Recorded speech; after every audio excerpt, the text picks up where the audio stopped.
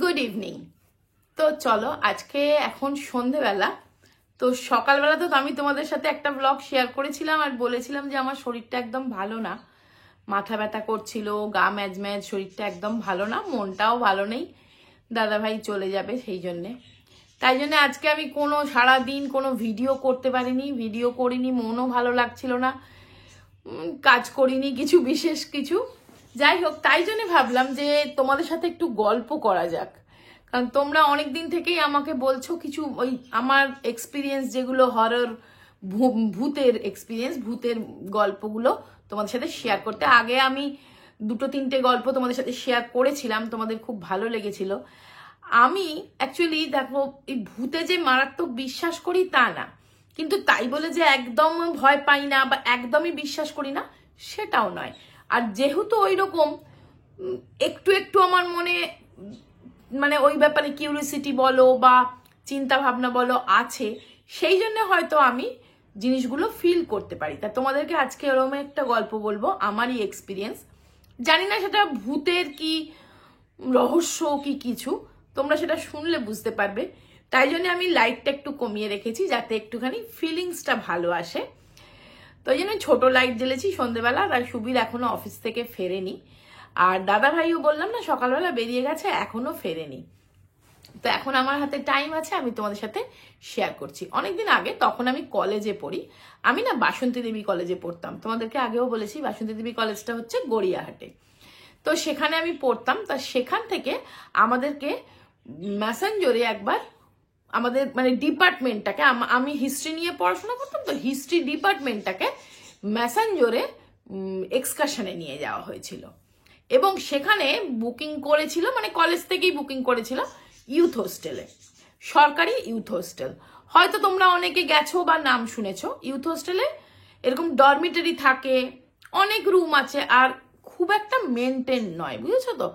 আমরা যখন এরকম ভোরবেলা বাস ছাড়লো সবাই, আমাকে দাদাভাই তখন দিয়ে এসছিল, মানে বাইকে করে কলেজের সামনে পৌঁছতে হলো, এবং সেখান থেকে আমাদের ডিপার্টমেন্টটা, হিস্ট্রি ডিপার্টমেন্টটা, আমরা বাস বুক করা হয়েছিল, বাসে করে যাওয়া হবে ম্যাসেঞ্জর। তা একদিন কি দুদিন ম্যাসেঞ্জরে থাকা হবে, তারপরের দিন শান্তিনিকেতন হয়ে, মানে শান্তিনিকেতনে ওই ইউনিভার্সিটিটা আমাদেরকে দেখানো হবে, দেখিয়ে তারপরে আমরা চলে আসবো, এরকম প্ল্যানিং, মানে 2 দিনের প্রোগ্রাম ছিল।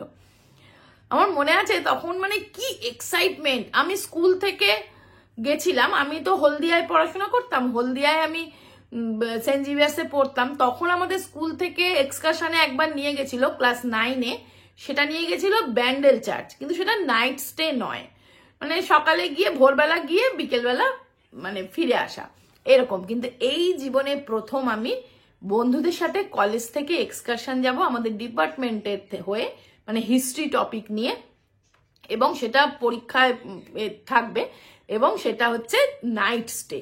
তো খুব আনন্দ। আর আমাদের কলেজটা গার্লস কলেজ ছিল বলে কোনোই অসুবিধা নেই, বাপিও বাড়ি থেকে ছেড়ে দিয়েছিল, আর অ্যালাউ তো করতেই হবে, এক্সকারশন কম্পালসারি।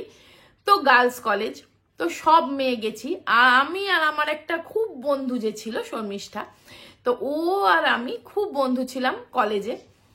তো সেই বন্ধু আর আমি বাসে পাশাপাশি বসে সিটে যা যা খেতে দিয়েছে খেতে টেতে আমরা গিয়ে পৌঁছেছি। ফার্স্ট চলে গেছি আমরা ম্যাসেঞ্জর।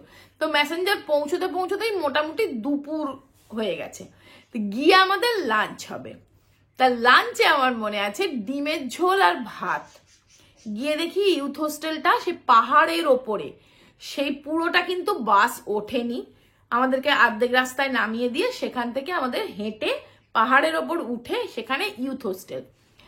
ইউথ হোস্টেলটা অনেক দিনের পুরনো, আর গিয়ে দেখলাম একদমই মেনটেন নয়। আর সেই লোহার খাট হয় না, মানে যেরকম আগেকার দিনে হোস্টেলে লোহার খাট থাকতো, সেরকম লোহার খাট, ডরমিটারি ছিল অনেকে, ধরো একটা রুমে হয়তো 8-9 জন থাকবে। এবার আমি আর আমার বন্ধু কি করেছি, একটু গল্প করতে করতে সবার লাস্টে উঠেছি, মানে ওই পাহাড়ের সিঁড়ি, ওদের লোক ছিল এবং আমাদের অনেক টিচার প্রফেসরও ছিলেন, ওনারাও মানে আমাদের পেছন পেছন, আবার আমরা মানে যে সব মেয়েরা যাচ্ছে সামনে পেছনে পাশে সব প্রফেসর আছে, এবং ওই ইউথ হোস্টেলের লোকজনও আছে। এবার আমি আর আমার বন্ধু সবার লাস্ট, মানে এত গল্প করছি, সিনিক বিউটি দেখছি, তখন তো আর ফোন ছিল না গো, যে ফোনে ফটো তুলবো, সেলফি তুলবো, সেগুলো ছিল না। কিন্তু ওই মনের গল্প, কিভাবে রাত্রিবেলা আমরা এক ঘরে শোবো, এই প্ল্যানিংটা করছি। ওরম তো হয়তো বলতে পারবো না যে আমরা নিজেরা কোথায় শোবো, টিচাররা যেখানটা বলবে সেখানটাই। ওই প্ল্যানিংয়েই মোটামুটি আমরা সবার লাস্টে লাস্টে যাচ্ছি, যে আমরা দুজন লাস্টে একটা রুমেই হবে আর কি। এবার যখন লাস্ট গিয়ে পৌঁছেছি, দেখছি হই হই হই হই করে যে যার সিট নিয়ে নিয়েছে, কেউ ডরমিটারিতে গেছে। কোনো রুমটায় হয়তো 6 জন শোবে, কোনো রুমটায় 3 জন, কোনোটায় 4 জন, কোনোটায় 2 জন, এরকম ভাবে ছিল। 2 জন ছিল না, মোটামুটি 3 জন, 4 জন, 6 জন এরকম। তা আমরা গেছিলাম 18 জন, ঠিক আছে, 18 জন মেয়ে গেছিলাম। তো এবারে আমরা লাস্টে গিয়ে পৌঁছেছি, একটা রুম রয়েছে, সেটাতে 3টে বেড, 3টে এরকম লোহার বেড পরপর পাটা। রুমটা বেশ বড়, এই ধরো আমার ড্রয়িং রুমটার মতন রুমটা।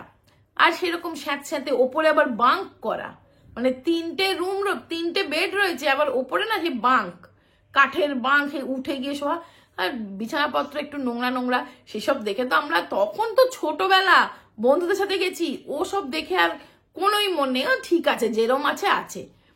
তো লাস্ট আমাদেরকে ওই রুমটা দেওয়া হয়েছে, সেটাতে 3টে বেড, তাতে একটা বেড খালি, আমি আর আমার বন্ধুটা 2টো বেডে 2 জন, সিঙ্গেল সিঙ্গেল বেড। তো খুব মজা আমাদের, যে আর কেউ আমাদের ডিস্টার্ব করতে আসবে না, তো আমরা থাকবো। এবার ডিমের ঝোল ভাত সেই বাঁকে করে নিয়ে এলো, জানো, সেই এত বড় হাঁড়িতে ভাত, এত বড় হাঁড়িতে ডিমের ঝোল, লাল লাল, কি আনন্দ মজা করে খাওয়া হলো। এবার সন্ধে হয়ে গেলে ওখানে অন্ধকার হয়ে গেছে, কোনোই বেশি কিছু নেই। আমাদেরকে প্রথমটা একটু দেখানো হলো, মেসেঞ্জারে বললো ড্যামটা কাল সকালবেলা নিয়ে যাওয়া হবে। তো সন্ধ্যাবেলা আমরা আমাদের মতন গল্প টল্প করে, ইঁদুর ছুটছে জানো, ইঁদুর চলে যাচ্ছে, চিক চিক চিক চিক চিক করে আওয়াজ হচ্ছে, মানে একটা কিরম একটা ভৌতিক, আর হলুদ আলো বাল্ব আর কি। তো এবারে রাত্রিবেলা তো খেয়ে দিয়ে, রাত্রিবেলা হয়েছিল তোমার নিরামিষ, যেহেতু সকালে ডিম খাওয়া হয়েছে, পরের দিন চিকেন হয়েছিল, তাই জন্য রাত্রিবেলা রুটি, বাঁধাকপির তরকারি আর আলু ভাজা, আর একটা করে রসগোল্লা, সেটা কলকাতা থেকেই নিয়ে যাওয়া হয়েছিল। ওই খেয়ে আমি আর আমার বন্ধু তো শুয়ে পড়েছি। মাঝের বেডটাতে খালি ছিল, ওই লাস্ট বেডটাতে ওর জিনিসপত্র রেখে দিয়েছে, আর সামনে সামনে ফার্স্ট বেডটাতে আমি আমার জিনিসপত্র রেখেছি, এবং দুজনে শুচ্ছি তো না, গল্পই করছি। এবার আমার বেডটাতে বসে বসে দুজনে গল্প করতে করতে দুজনেই আমার বেডে শুয়ে পড়েছি। এবার হঠাৎ না আমার প্রচন্ড আনইজি লাগছে, ভাল লাগছে না, যেন মনে হচ্ছে হাত জ্বালা জ্বালা করছে, কি হচ্ছে। তার ধরফর করে উঠেছি, উঠে দেখি ও ঘুমোচ্ছে। তো ওকে ধাক্কা মেরে জাগালাম, জাগিয়ে বলছি কি রকম হচ্ছে রে, তোর কিছু হচ্ছে না? এখানে বোধহয় ছাড় পোকা আছে। আমি ভাবছি মনে হয় বিছানায় ছাড় পোকা আছে, দেখি তো, চল তো ঝাড়ি তো। তা ঝেড়ে টেড়ে নিয়ে তারপরে দেখছি হাতটা প্রচন্ড জ্বালা করছে, বাঁ হাতটা, আমাদের এইসব জায়গাগুলো খুব জ্বালা করছে। আমি কি জানি বাবা। তখন ও বলছে কিচ্ছু হবে না, শুয়ে পড়। মানে যখন আমার ঘুমটা ভেঙেছে তখন ধরো রাত্রির 2:30, 2:45। এবার আবার শুয়ে পড়েছি দুজনে মিলে। সেদিন রাতটা মোটামুটি কিছু আর হয়নি, কেটে গেছে। এবার সকালবেলা যখন ঘুম থেকে উঠেছি, উঠেও দেখি আমার হাতটা জ্বালা জ্বালা করছে, এবং বিশ্বাস করবে না, 3টে না এরকম নখের আঁচড়, তার মধ্যে একটা আঁচড় দেখো আমার এখনো আছে, 3টে নখের আঁচড়। এবার আমি ওকে দেখাচ্ছি, দেখ কালকে রাত্রে আমি বলছিলাম না, তখন ও বলছে মনে হয় লোহার খাটফাট এরকম কোনো আঁচড়ে গেছে, কিন্তু সেরম কিন্তু নয় যে আঁচড়ে যাওয়ার মতন, লোহার খাট বা সেরকম নয়, আশেপাশে সেরকম কিছু নেই। আর আমার তখন তো কলেজে পড়ি, অত বড় বড় নখ ফোঁকো অত তখন ফ্যাশনও ছিল না, তাছাড়া আমি এইভাবে তো করা যায় না, না আঁচড় নিজেকে নিজে দেওয়া যায় না, কিন্তু আমি দেখতে পাচ্ছি আঁচড়। এইবার পরের দিন সকালবেলা আমরা যখন এরকম হঠাৎ করে দেখছি, আমাদের একজন প্রফেসর এসে বলছে এই রুমটা খালি করে দাও, কালকে একটা রুম বাকি ছিল, আর একটা রুমে আমাদেরকে শিফট করিয়ে দেওয়া হচ্ছে।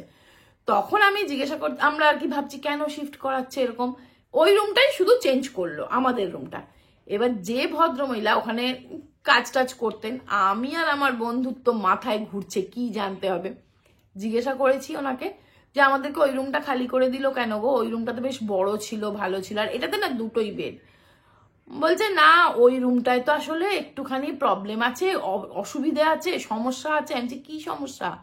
বলছে না, এখানে না গত বছর একটা সিনেমা শুটিং করতে একজন এসেছিল, মানে একটা গ্রুপ এসেছিল, সেখানে এই পাহাড়ে শুটিং করতে গিয়ে এক নায়িকা পড়ে মারা গেছিলেন। এবার মারা গেছিল না তাকে ধাক্কা দিয়ে ফেলে দিয়েছিল, সুইসাইড কেস নাকি মার্ডার নাকি অ্যাক্সিডেন্ট সেটা কেউ জানে না। বলছে আর আমার বাপু চাকরি চলে যাবে, তোমরা কিন্তু সব আমার থেকে জেনে নিচ্ছ, কিছু বলবে না কিন্তু। আমি বলছি না না আমরা কিচ্ছু বলবো না বলে, তখন ওর থেকে জানতে পারলাম যে ওই রুমটাই ওই নায়িকা ওই রুমটাতেই ছিল এবং সে ওখান থেকে অ্যাক্সিডেন্টে মারা গেছিল। আর সেই শোনার পর আমার এখনো গায়ে কাঁটা দিচ্ছে। দেখো সে আমি আর ও তো এদিকে টিচারদের বলতে পারছি না, ওই ভদ্রমহিলাকে তো বকবে, বলতে পারছি না যে কেন এখানে আর থাকতে ভালো লাগছে না, মনে হচ্ছে এই মেসেঞ্জর ছেড়ে কবে পালিয়ে যাব। এবার সারাটা দিন তো ঘোরা হলো, ড্যাম দেখা হলো, খাওয়া দাওয়া হই হলো।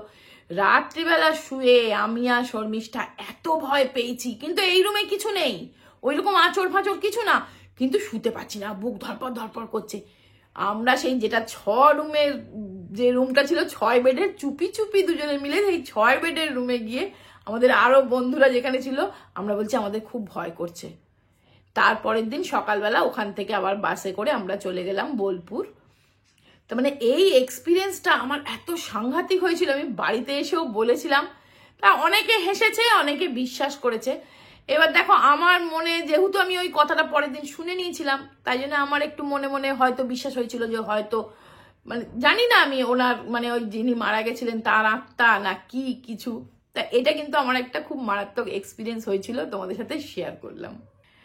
আর তোমরাও কিন্তু আমাকে একটু একটু এরকম গল্প লিখতে পারো তোমাদের যদি কোনো এরকম এক্সপিরিয়েন্স থাকে। আমার এগুলো আসলে কি বলতো, ছোট থেকে না আমি খুব ওই পাণ্ডব গোয়েন্দা, তারপরে ধরো কিশোর ভৌতিক রহস্য বা গোয়েন্দা গল্প, রোমাঞ্চকর সিরিজ এগুলো খুব পড়তাম, জানো তো, ওইগুলো খুব মনের মধ্যে ওই জন্য ঘুরতো। এখনো না আমি একটুখানি মানে ক্রাইম পেট্রোল এগুলো একটু দেখি, সেগুলো একটু মাথার মধ্যে ঘোরে, তো হয়তো সেই জন্য কোনো ফিলিংস, আমি জানি না ও কোনো রকম ওরকম কিছু আছে কিনা, তবে অনেকে আবার বলে হ্যাঁ আছে।